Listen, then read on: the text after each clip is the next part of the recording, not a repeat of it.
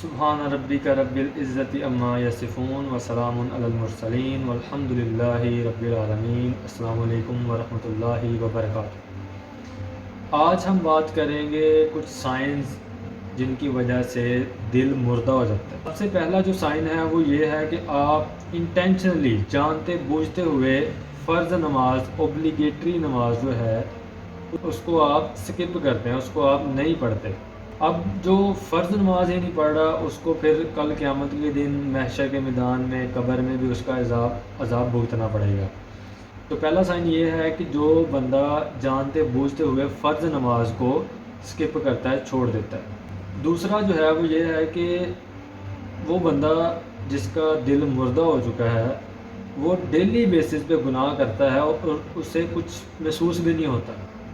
جیسے ہم لوگ برا کام کرتے ہیں تو ہمارے دل میں ہمارا ضمیر زندہ ہوتا ہے، ہمارا ضمیر ہمیں یہ ملامت کرتا ہے کہ یہ غلط کام تم نے کیا، مگر جن لوگوں کے دل مردہ ہو چکے ہیں انہیں اس چیز کا کوئی تمیز نہیں رہتی، انہیں کچھ بھی فیل نہیں ہوتا، وہ گناہ پہ گناہ کرتے چلے جاتے ہیں اور انہیں کچھ بھی محسوس نہیں ہوتا اور انہیں کوئی شرمندگی، ان کے ضمیر مردہ ہو چکے ہوتے ہیں دل کے ساتھ ساتھ۔ جیسے قرآن میں اللہ تعالیٰ فرماتے ہیں کلا بل رانا علی قلوبہم ما کانوا یکسبون، بلکہ ان کے دلوں پر پردے پڑ چکے ہیں ان کے گناہوں کی وجہ سے، ان کی حرکتوں کی وجہ سے، یہ جو کام کرتے رہے ہیں، جو ان کی عادات ہیں ان کی وجہ سے ان کے دلوں میں پردے پڑ چکے ہیں۔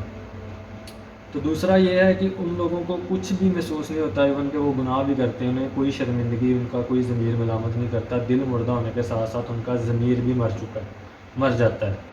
اور تیسرا جو ہے وہ یہ ہے کہ وہ قرآن سے دور بھاگتے ہیں، ان کی زندگی میں کوئی ٹائم نہیں ہے قرآن کو کھول کے پڑھنے کا اور اس پہ غور کرنے کا، اس کے میننگوں کو پڑھنے کا، اس پہ غور کرنے کا ان کے پاس کوئی ٹائم نہیں ہے۔ جیسے قرآن میں بھی اللہ تعالیٰ فرماتے ہیں سورہ نمبر 47 میں، سورہ محمد میں، افلا تدبرون القرآن، کیا یہ تدبر، یہ غور و فکر نہیں کرتے قرآن پر؟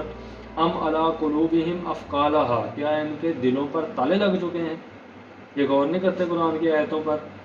تو تیسرا کیا ہے کہ اللہ تعالیٰ کے وہ کلام سے، اللہ کے قرآن سے وہ دور بھاگتے ہیں۔ اور فورتھ ون یہ ہے کہ ان کے پاس کوئی ٹائم نہیں ہے دین کی بات کرنے کے لیے، اپنے دین کو سمجھنے کے لیے یا اس پہ غور کرنے کے لیے۔ جیسے قرآن میں بھی اللہ تعالیٰ فرماتے ہیں اولئک طبع اللہ علی قلوبہم وعلی سمعہم وعلی ابصارہم واولئک ھم الغافلون، اللہ تعالیٰ نے ان کے دلوں پر، ان کے کانوں پر، ان کی آنکھوں پر سیلیں لگا دیں، مورے لگا دیں، اور یہ لوگ غافلوں میں سے ہیں۔ سبحان اللہ۔ ہمیں غور کرنا چاہیے اپنی حرکتوں پر کہ ہم کیا کر رہے ہیں، ہمارا دل مردہ تو نہیں ہو چکا۔ اس کے بعد جو ہے ففتھ ون وہ یہ ہے کہ وہ ہمیشہ لوگوں کی غلطیاں ہی پوائنٹ آؤٹ کرتے ہیں، انہیں ہمیشہ نیگیٹو ہی نظر آتا ہے، پازیٹیو نظر نہیں آتا انہیں۔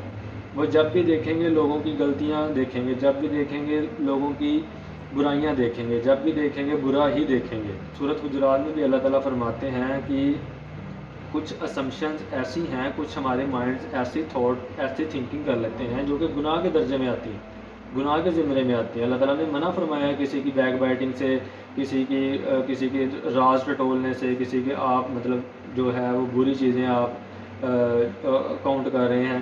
اللہ تعالیٰ نے قرآن میں غیبت کے بارے میں یہی، سورۃ حجرات میں اللہ تعالیٰ نے یہی فرمایا ہے کہ کسی کی بیک بائٹنگ غیبت نہ کرو۔ کیا تم اس چیز کو پسند کرتے ہو کہ تم اپنے مردہ بھائی کا گوشت کھاؤ؟ سبحان اللہ، کتنی سخت بات ہے جس کو ہم ایسے ہی لائٹ لے لیتے ہیں، ایزیلی ہم اس کو لے لیتے ہیں۔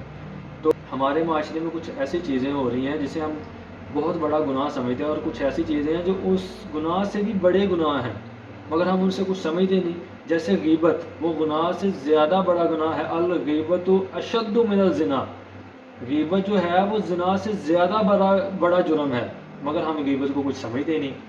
ہم زانی بندے کو تو برا بلا سمجھتے ہیں معاشرے میں، مگر جو غیبت کرتا ہے اس کی ہم اچھے سے مزے سے سنتے ہیں۔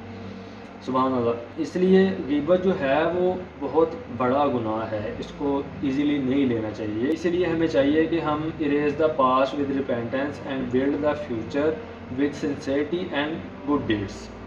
جزاک اللہ خیر۔